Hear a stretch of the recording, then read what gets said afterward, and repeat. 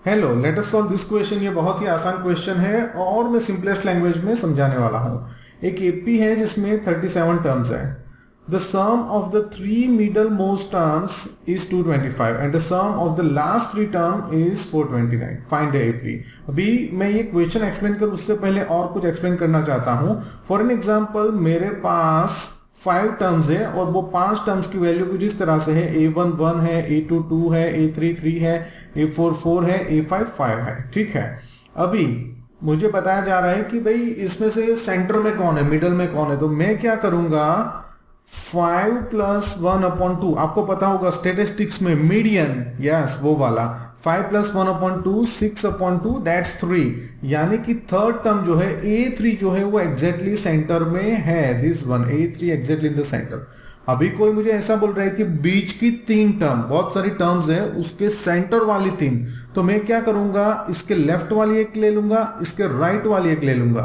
तो ये exactly centre वाली 3 टर्म हो गई। क्यों सेंटर में? तो सेंटर यानी इसके लेफ्ट साइड भी इक्वल नंबर ऑफ टर्म्स होनी चाहिए, एक टर्म है। इसके राइट साइड भी इक्वल नंबर ऑफ टर्म्स होनी चाहिए, एक है। दोनों साइड एक एक है, तो तीनों तीन एग्जैक्टली सेंटर वाली हो गई। तो अगर आपको ये समझ में आया है तो ये क्वेश्चन समझने में आसानी होगी। अभी यहाँ पे क्या है कि जैसे A1 A2 A3 A4 A5 का मैंने एग्जाम्पल दिया, वैसे हमारे पास अप टू A37 है।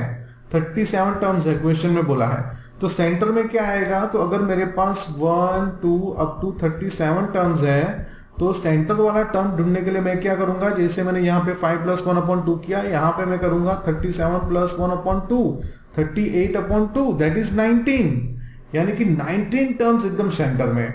बट अभी क्वेश्चन में ये भी बोल रहा है कि sum of the three middle most, middle वाली 3 टर्म लेना है। ये मिडल वाली एक टर्म मिली, मुझे 3 चाहिए, तो इसके पहले वाली एक ले लूंगा 18, इसके बाद वाली एक ले लूंगा 20।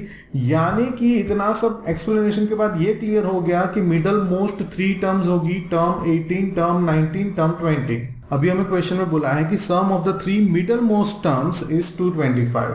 यानी कि अगर मैं A18 A19 और A20 को ऐड करता हूं तो मुझे मिल रहा है 225। अभी जैसे कि मुझे A18 की वैल्यू निकालनी है, तो मैं कैसे निकालूंगा, तो मेरा an का फॉर्मूला में लगा दूंगा। an का फॉर्मूला क्या है मेरा, a plus n minus 1 into D. अभी यहाँ पे अगर मैं 18 सब्सटीट्यूट कर दूं तो ये हो जाएगा a प्लस 18 माइनस 1 17 17 डी। तो ये हो जाएगा मेरा A18 के लिए, A18 के लिए। तो A18 की वैल्यू में लिख रहा हूं a प्लस 17 डी। अभी मैं A19 की वैल्यू लिख रहा हूं, तो अगर मैं n की जगह 19 सब्सटीट्यूट करूंगा तो ये हो जाएगा a plus 18d, isn't it? n minus 1 19 minus 1 18 18d। तो यहाँ पे मैं लिख दूंगा a प्लस 18d जो कि A19 की वैल्यू है, और A20 में मैं लिख दूंगा a plus 19d 20 minus 1 19 19d is equals to 225। अभी मेरे पास कितने a है, 1 2 3, ये हो जाएगा 3a।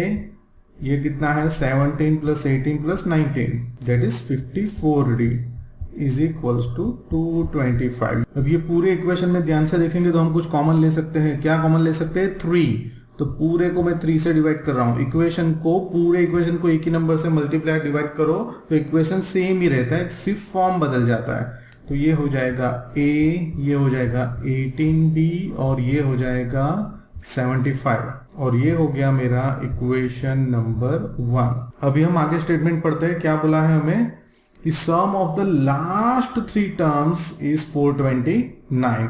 तो लास्ट 3 टर्म्स कौन सी होगी वो तो हम मेंटली बता सकते हैं आसानी से। 37 लास्ट होगी, सेकेंड लास्ट होगी 36, और थर्ड लास्ट जो हमें चाहिए, लास्ट 3 थर्ड लास्ट हो जाएगी 35। और इसका सम भी हमें दिया है, क्या दिया हुआ है, 429। अभी हम वैल्यू सब्सटीट्यूट करेंगे।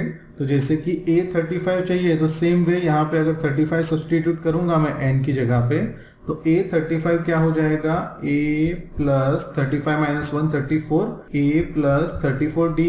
36 A36 क्या हो जाएगा, a प्लस 35d।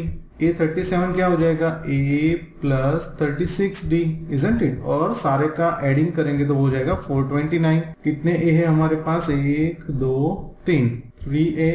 ये सारे d's ऐड करेंगे हो जाएगा 105D इज इक्वल्स टू 429। अभी इसमें से भी 3 कॉमन निकल रहा है, यानी कि सारे इक्वेशन को 3 से डिवाइड कर देंगे।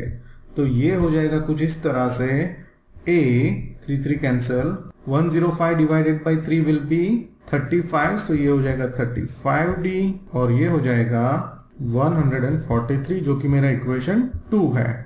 अभी दोनों इक्वेशन को एलिमिनेशन मेथड से सॉल्व कर देंगे। तो ये मेरे दोनों इक्वेशन हैं, यहाँ पे मैं अपोजिट साइन ले रहा हूँ ताकि मैं कैंसिल कर सकूँ। अभी क्या हो जाएगा, a cancel, 35D negative, 18D positive, तो ये हो जाएगा 17D negative, negative 17D is equals to negative 68। Bigger number sign, bigger number is 143 and it's sign is minus. So D is equals to negative 68 divided by negative 17, that is 4। अभी D की value पता चल गई है तो A की आसानी से पता कर सकते हैं। कैसे?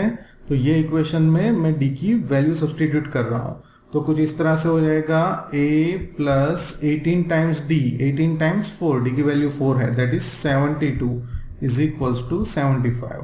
A is equals to 75 minus 72, that's 3। तो मेरा प्रॉब्लम सॉल्व हो गया। अभी मैं AP बना रहा हूँ बिकॉज हमें क्वेश्चन में बोला है find the AP। So first term that is A 3, उसके बाद डिफरेंस कितना है 4 यानी 7, उसके बाद 11, उसके बाद 15 and so on, that's it. So I hope you find my explanation useful. Don't forget to press the like button. Thanks for watching.